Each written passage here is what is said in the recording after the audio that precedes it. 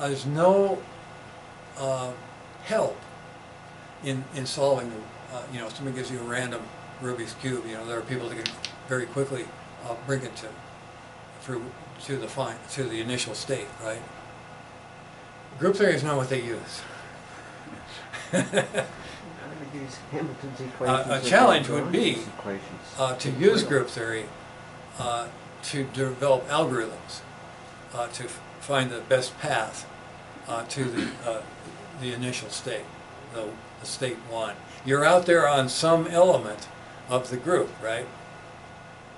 So it's like trying to find the right transformations and diagonalize it back to the and you know there's just a whole lot of paths, just like there are a lot of paths for this thing to be brought from one state to another. But with this crank, the crank can be in a lot of different places and bring it there and give you a different angle here each time.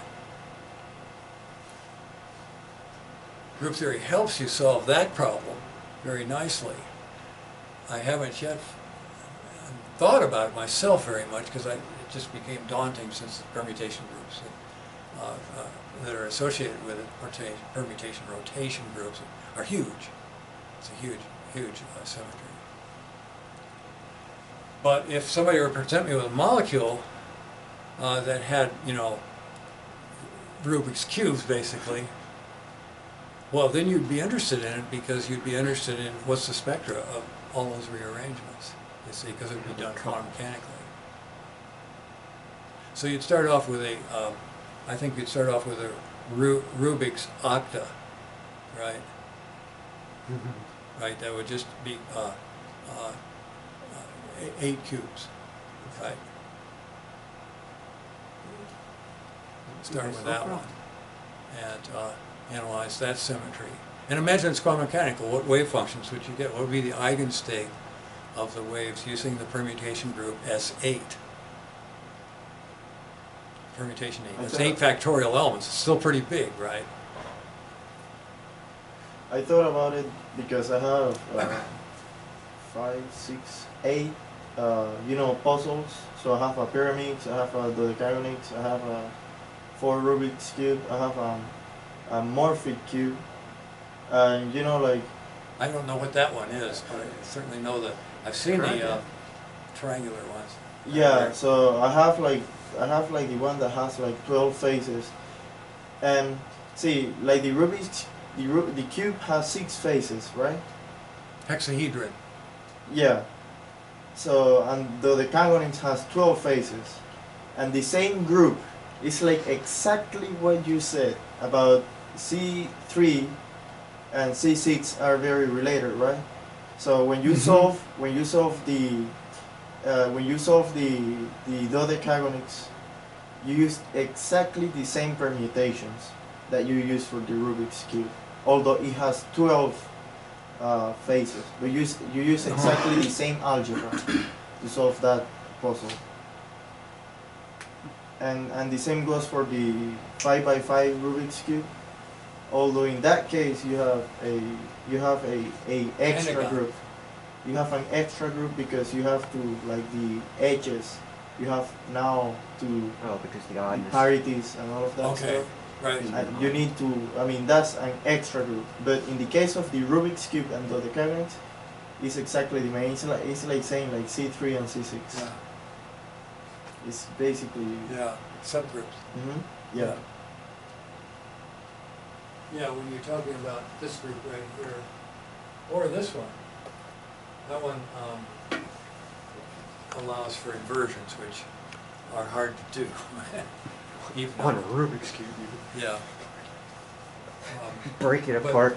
All those internal rotations, that's an area of molecular physics that is growing in its importance, simply because internal rotations may make the difference between the effect of some of the larger molecules like dopamine or the neurotransmitter molecules, and they're all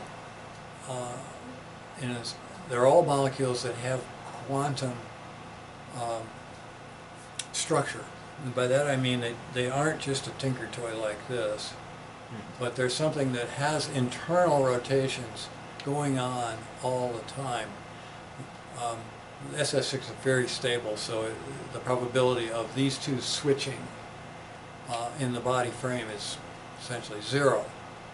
But in a molecule like ammonia, and the model of that, of course, is just ozone was a nitrogen going through the triangle of the thing.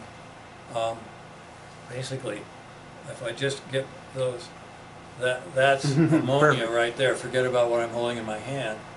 This is the nitrogen. This is the hydrogen here and here and here, right? And this molecule is equally there and there. In other words, it's a fluxional molecule. It's a quantum molecule. It's not a tinker toy molecule. It's not a classical molecule like this. It's a fuzzball between that and that.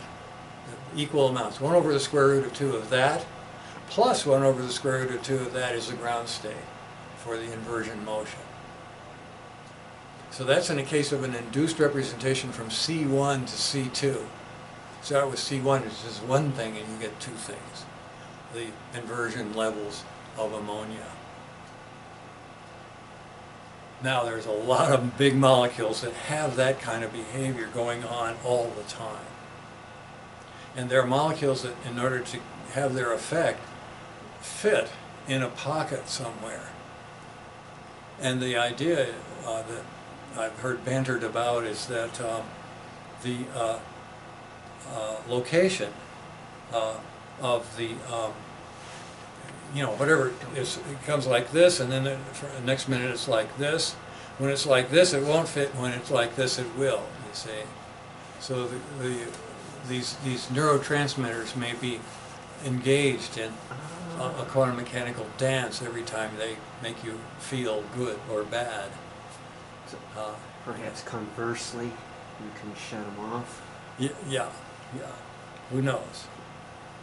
Yeah. So that's just one very exotic possible application of the quantum tunneling processes that occur in large molecules.